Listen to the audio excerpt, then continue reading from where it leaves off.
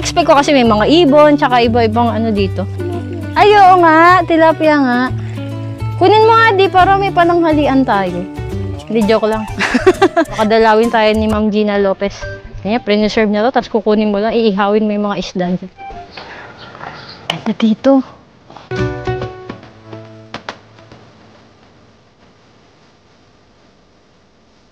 Ang shit ng tayo. Oh my God, parang in memory of Gina Lopez ito.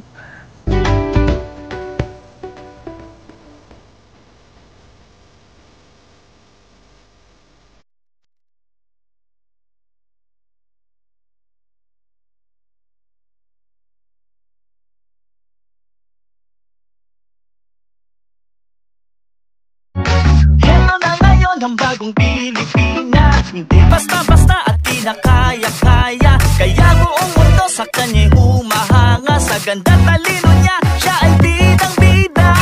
Siya ay super bebo.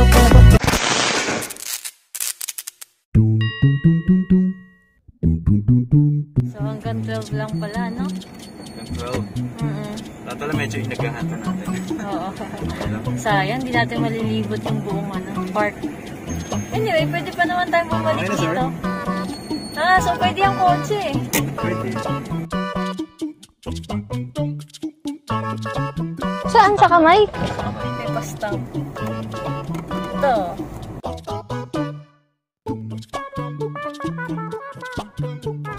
Ay, ang ganda. Nakakatuwa. Feeling ko nag-field trip ako. Ayan. Stamp. Yung maganda rito yung mga bikers. Di susunod mag-bike tayo. Bike. Ganda. First time ko dito eh. Ayun, may lumalabas na kotse. Ibig sabihin parking sa loob. And sa mga gusto pong mamasyal sa open air. So, ang dami nagtatanong sa akin. Hindi ko malaman saan ko sila ilalagay. Kasi gusto nilang isama minsan yung mga anak nila. Pero bawal ang bata dito eh, di ba? Yun lang. Bawal ang bata. Kala ni Sir, may anak na tayo. Hindi, akala niya anak mo ko. Wala po ba kasamang bata? Nagulat din ako doon sa ano. May nakikita ba siyang hindi natin nakikita sa likod ng kotse? Kasama mo bang bata? Ako po, kuya. I'm only 11. 11. Grabe ka? Saklap mo sa akin, Ito. Ito yung park. Parking. Yan, ayaw mo. Ay, nag-field trip talaga. Matatanda na to Ay, hindi. Halo-halo. Bata matanda. All Stars. Ano yung All Stars? Oh, na-excite ako, Didi. Yun Kaliwa, yun. kaliwa. I feel like I'm, back to elementary. Kasi naalala ko yung mga field trip namin. Ano mo mga field trip namin? Mga, gubat-gubat. Konti pa lang pala yung tao. Oo, konti pa lang. So, we need to hurry. Kami nag-jogging. Police.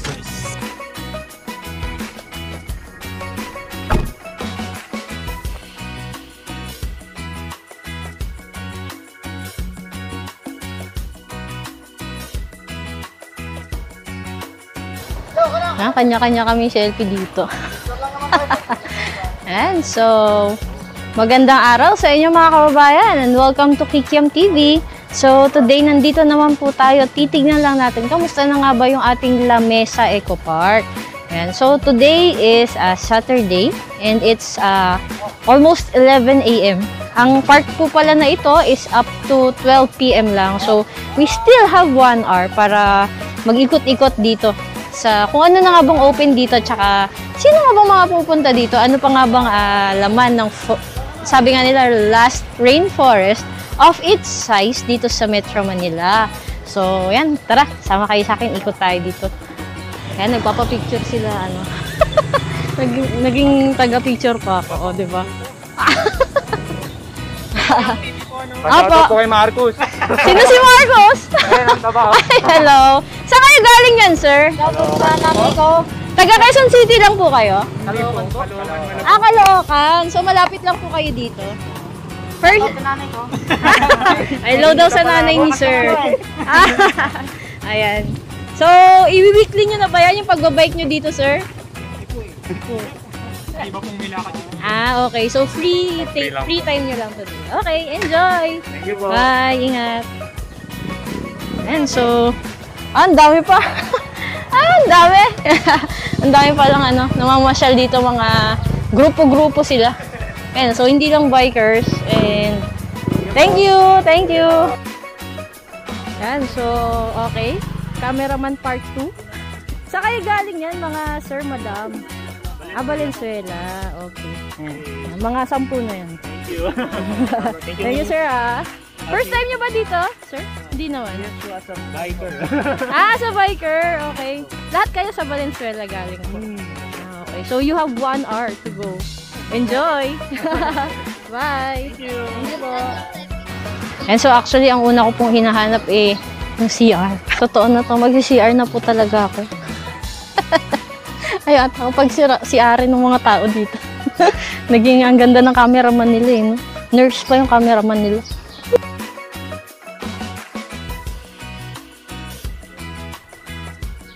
And so, bago ang lahat, ito po yung mga health and safety protocols dito sa park natin.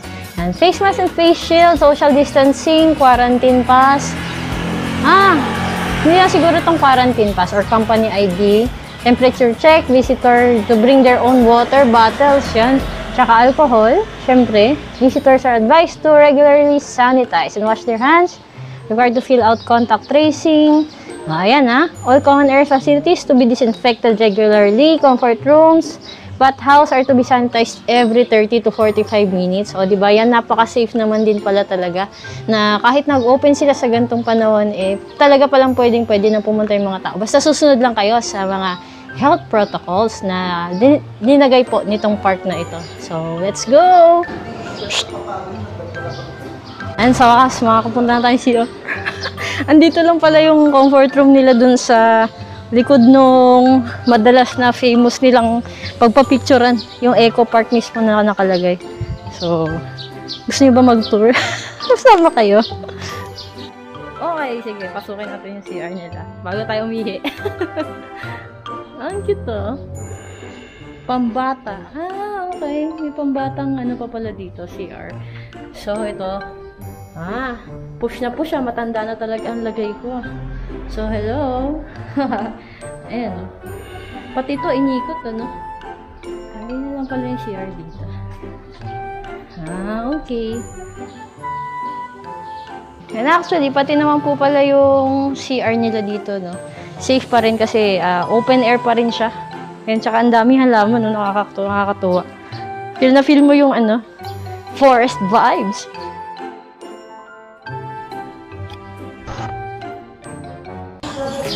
Ano ba dito? Bawal ba dito? Ano ba meron dito? Ikot lang tayo. Pag pinagalitan, babalik. Ganda dito. May may parang bang tawag dito? Greenhouse. So, this is where some of the plants are taken care of. Ayan But it's closed for the moment. And see it lang tayo. Oh my God, parang in memory of Gina Lopez ito. Shucks, pakita ko sa inyo. Ayan Ni Miss Gina Lopez. May carve ng wood. Mukhang siya yung nag-ayos dito talaga sa part na to. Tsaka sa buong Eco Park. Yan, sabi nga po, ayon sa aking research, siya yung isa sa talagang nagpaganda nito. Sayang lang na hindi na natin siya inabot. Ikot pa tayong ganda. Buti na lang may mga ganong tao, And so, this is a 33 hectare na place na sabi nga po nila ginawa ito para ma-preserve pa rin tong rainforest dito kahit may eco park. Ay, ba't parang may naririnig pa ako nagsiswimming doon? Parang may nagsiswimming. Parang meron may nagsisigaw mga Parang may naririnig akong mga sigawan ng bata.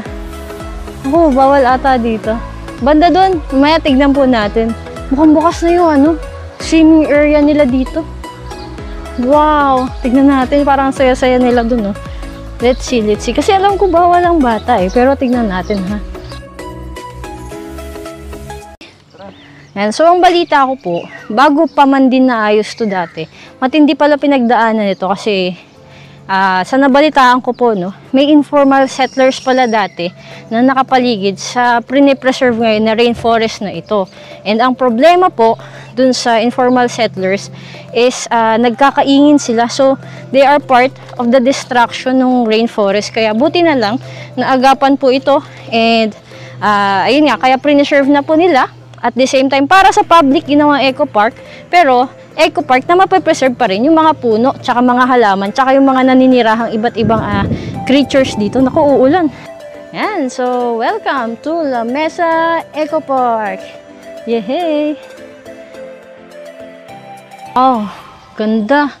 So, ang balita ko po, itong eco park natin na to is situated 130 feet below yung sinasabi po nilang La Mesa Reservoir, kung saan doon po kumukuha ng tubig na ginagamit yung nasa around 12 million na residente dito sa Maynila. Yan. So, itong eco park na to, below lang po siya nun. Andun pa po yun, kaya po pag nagpunta kayo doon, medyo talagang trekking ang dating, hiking na hiking. So, dito nga sa park na to, actually may hiking and biking, pero ngayon, baka medyo pinagbawal muna kasi alam niyo naman eh. So, pero pwede na maglakad-lakad, magbike. Pero yung mga activities like maybe mountain climbing, siguro wala po muna for now. Pero ikutin natin, malay nyo. Tignan nyo, Butterfly Haven. Ayan. So, meron pala tong Butterfly Haven dati. Kaso, it's closed for now. Kasi, syempre, sa loob, kung baka magkumpulan yung mga tao, kaya po sarado muna siya pansamantala. Pero ang ganda nung ito, dito pa lang ang ganda. Oh, right. Look at that. Oh, di ba? Gubat na gubat. Naalala ko yung mga fairy tale, di ba ganito yung pinapasukan ng mga princess. So, tara, pasok tayo dito. Ayun yung Prince Charming ko pala. Yun.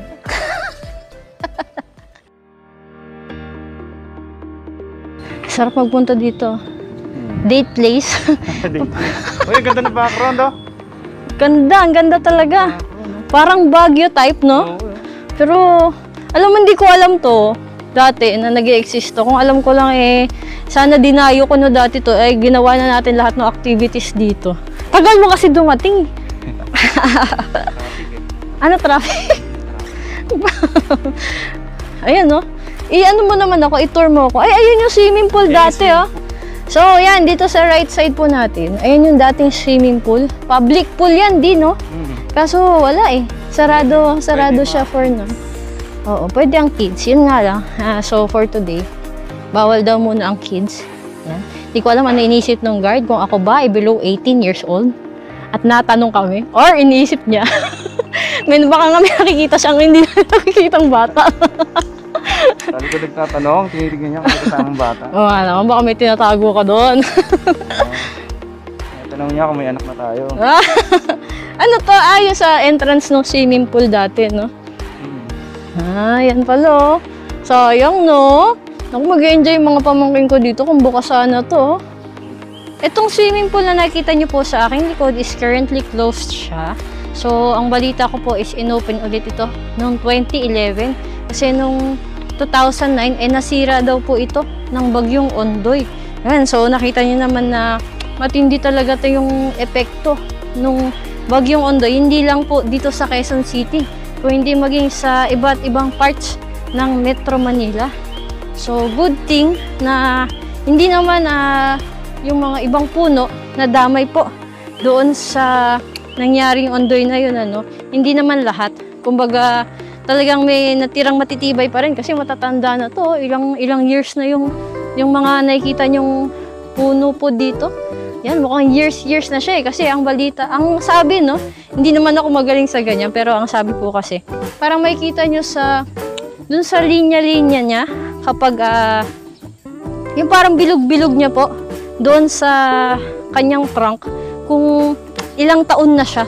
So, hindi ko sure kung totoo yun. So, please comment down below kung ganun nga ba talaga yung paano nyo makikita kung ano nga bang edad currently ng isang puno. Kasi nature lover po tayo, no? Tsaka animal lover din tayo at the same time. Kaya, inaalam natin yung mga ganyang bagay. Yan, maganda na may tagapangalaga po talaga dito.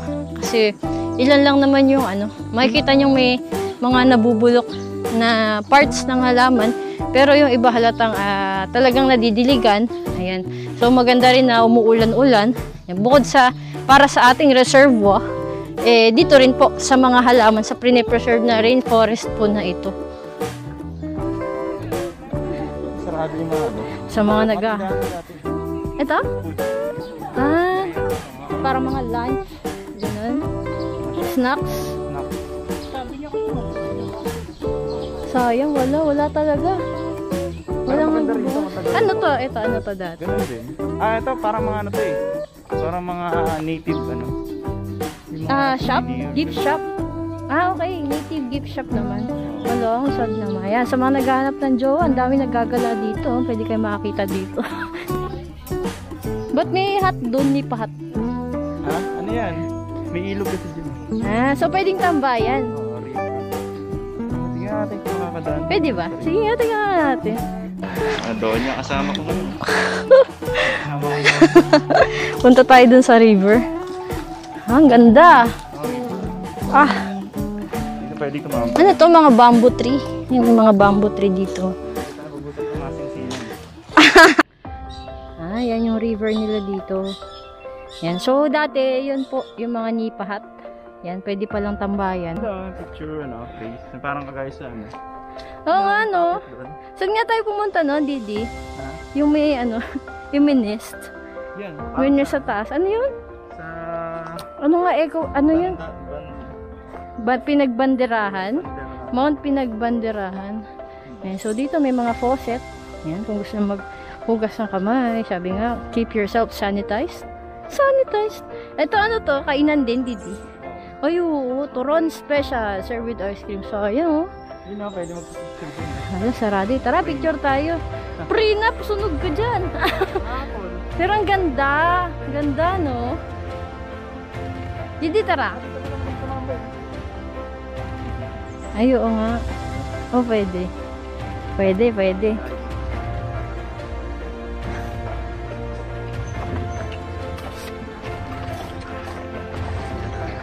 And so, nandito muna kami sa nipahat ni Didi. Didi, anong memories mo dyan? Dyan sa river na yan? Have you been here before? Isang beses pa lang. Isang beses? Ano ba meron dyan? Dati may amin nagbo-boat dito, no? Kasi alam ko may boat activity dati. Ano ba? Pero ngayon baka wala na. O kasi nakita ko po yung yung website nila. I think that's Facebook. Or somewhere in social media, no? May biking, may boat, may hiking. So, probably dito yung boating dati. So, yung... Dati maraming nagpipiknik dito. Saan? Diyan, sa grass. Kung nag-aano. Dyan sa harap natin. Dyan, no? Yan. So, dito, picnic place naman pala to dati. Oo. Diyan, naglalatag na. Sayang, no? Na pandemya kasi, kaya hindi na maano ngayon to. Sarap. Ang cute dito. May nest pa. Sa mga magjowa. Ang cute, no? Pa-picture. Hindi na pala mag-inip picture dito eh. May nest. Okay naman. Pag sa mga ganito, malilim. Akala ko rin medyo mainit-init. Doon lang naman sa part na medyo walang puno. Pero pag ganito, okay noon eh. Tsaka kaya ang dami namamasyal pa rin, ano? Pero ang usong banding ngayon po dito, hindi paglalakad. Puro nakabike, no? Oo. Yan, no? Mga bikers. Oo, puro bikers. Pero yun nga, karamihan yung nagpupunta dito, yung malalapit lang. Feeling ko hindi rin to alam ng ibang taga Maynila. Kasi alam mo kung alam nila to, promise, ang daming tao dito. Pupuntahan nila, no? Oo, pupuntahan nila. Ang ganda, ang ganda. Sabi nga, oo, sobrang taas nga ng rate ng napuntang tao dito dati. Nabasa ko siya. Na-research ko. Kaso yun lang, since pandemya. Tara, ikot tayo doon, Didi. Ganda dito, no? Buti may taga-maintain sila. na kahit nagpandemya, naalagaan nila yung mga puno. Ayun, no? Ang ganda. Mukhang maganda nga po dito pag sobrang maaga kayo pumunta. Siguro anong oras ba nagbubukas dito? Hindi natin natanong, no? Mga 6 a.m. Siguro tignan po natin mamaya paglabas natin. So, this is the river. Oh. Ganda. Ano meron dito, Didi? Yung ano, Ang taas ng stairs, oh. yung Lamesa Dam. Andito mismo? Oo, dyan. Tanaw. Layo. Sige, tara, tignan natin. Akit tayo. Teka lang, Didi. Go. Ang ganda. Gusto ko pakita sa kanila yung yung magandang view ng mga flowers. Yan, kakulay natin yan, no? Pink. Yan, so kung may arthritis kayo, mukhang hindi kayo pwede dito. konting warm up sa mga bahay-bahay. Para ma-enjoy nyo naman ang kasama nyo. Yan, sa mga gustong mag-date, kahit next year na ulit, ang next Valentine's, na malayo pa. Para makahanap ka ng mahihingahan na lugar, no? Sarap dito. Yun. Lapit na. Malapit na akong bumigay ka. Kulang ako sa exercise, eh. Ano? Parang yung ano, Yung Didi, oh. tagay tayo noon. Sa ano rin? Ano yan? Oo. Yung nagla-live ka Tsaka yung may grotto sa saan ba yung Baguio? sa Baguio. Oo. Hindi rin pala tanaw masyado. Medyo lang. Meron dyan. Yung dam. From here, ayun, Didi, harap ka. Dam. So, banda doon, andun daw yung dam. And yung river kanina, andun. Ganda. Ganda pagod na. Parang ka nasa Baguio. Oh, ang ganda, oh.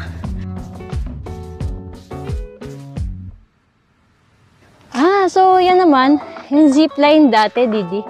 So, maraming gumagamit yan dati. Ayun, yun. Ang ganda. Kasi doon ka dadaan, no, sa matataas na parts. Tapos sa puno yung, yung bagsak mo. Sayang, wala na ngayon, Tara. Buti nang pababa na. Yan. Teka lang, Didi, Sayang, eh. Yan, so tingin pa tayo ng ibang parts kasama yung ating tour guide dito. Si Lights On. Kasi siya yung taga rito malapit. Kaya siya yung nagtutour. Oo. Siya yung nagtutour sa akin dito. Ang ganda.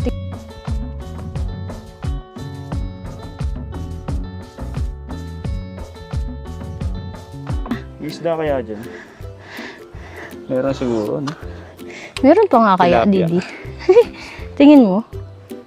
Hindi mga lumalong-ilong yun. Maliliit, eh. Ayun, may unan, eh. Hindi ko alam. May puk-puk-puk. Siguro naman.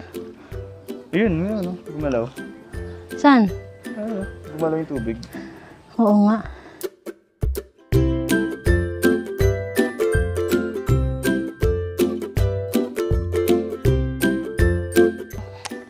Yan. Ayon ulit sa ating nabasa na noong September 2004 lang pala binuksan itong park na to. And dati, ang tawag po dito is Novaliches Eco Park. Yan. And nag-spend talaga sila ng around 240 million pesos para maipaayos itong rainforest na to dito po. At saka nila pinangalanan ng Lamesa Eco Park. O, diba? Buti nga naiisip nila yun kasi ilan na lang to eh. Actually, 2 na lang ata to sa buong Metro Manila, no? Arroceros, tsaka ito. Pero ang ganda dun, no? Parang yung yung sa Banawi Rice Terraces, papakita ko sa inyo. 15 years old, di ba? Parang prenup. Petron Amphitheater. Paano? So amphitheater, ibig sabihin, may nagpe-perform dito? Siguro. So hindi siya Rice Terraces. So ginawa siya parang upuan ng mga tao. Oo, kaya ganyan yan. Kasi upuan, tas dito siguro yung magpe-perform. Oo. Siguro dati to, wala masyadong damo, Didi, no? Ang ganda siguro, no? Nakakatawa naman, may ganito kayo. Kayo? Kami, Hindi kasi... Talaga kami sa QC. Oh. Proud. Nagmukha to ni Terraces kasi tinubuan na siya ng Ganda, no? Do not enter beyond this point. Okay, hanggang dito lang daw tayo. Kasi doon na yung mga mag-aalaga. Ay, wala na. Wala nang daan. Dito na lang. So, doon na tayo sa kabilang daan.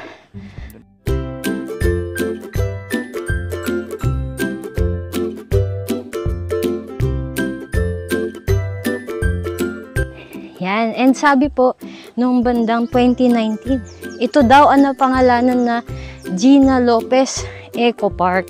So, ayan, sad lang, no? Kasi wala na si Ma'am Gina Lopez. Pero, at least, napakalaking memory nitong nailagay niya dito sa may Quezon City. Na talaga namang hindi lang yung ngayong generation ang makikinabang, kundi yung iba't ibang generation, future generations, na at least, kahit hindi sila makakapunta sa province, may idea sila kung ano yung rainforest. At the same time, yung maayos at magandang rainforest, hindi yung parang pakalbo na. So, sana ma-maintain po natin ito. Yan, sa lahat ng pupunta dito. Tandaan po, pagpunta nyo dito, ang goal nyo is to preserve pa rin itong lugar na to. So, bawal magkalat, bawal mamitas. Yan, pasyal-pasyal lang. Labing-labing lang, no? Nadidi. Ito sana, no? Neptune Pond. Yun ba yun? Tinitignan natin. So, dati, Didi, dito, may activities. Oo. Anong activities nila dito? Archery. Ay, may basketball pa dito. Tsaka archery. Archery, doon siguro sa next Nipahat. O, yan, diba? Sama lang tayo sa tour guide po natin, ha? Kasi ako, bago lang din ako dito, eh. Ganda, oh. Kung makikita nyo lang po ito.